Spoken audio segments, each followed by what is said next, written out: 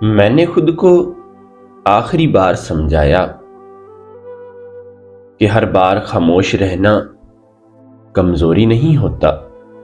کچھ باتیں اگر کہی جائیں تو رشتے ٹوٹ جاتے ہیں، اور اگر وہی باتیں نہ کہی جائیں تو انسان اندر سے ٹوٹ جاتا ہے۔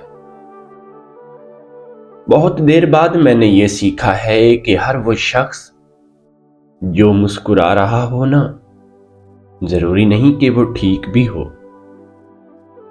کچھ لوگ خود کو مضبوط دکھانے کے لیے خود سے اندر لڑ رہے ہوتے ہیں، اور سب سے بڑی جنگ جو ہوتی ہے نا، وہ اندر ہی اندر خود سے لڑنا ہے۔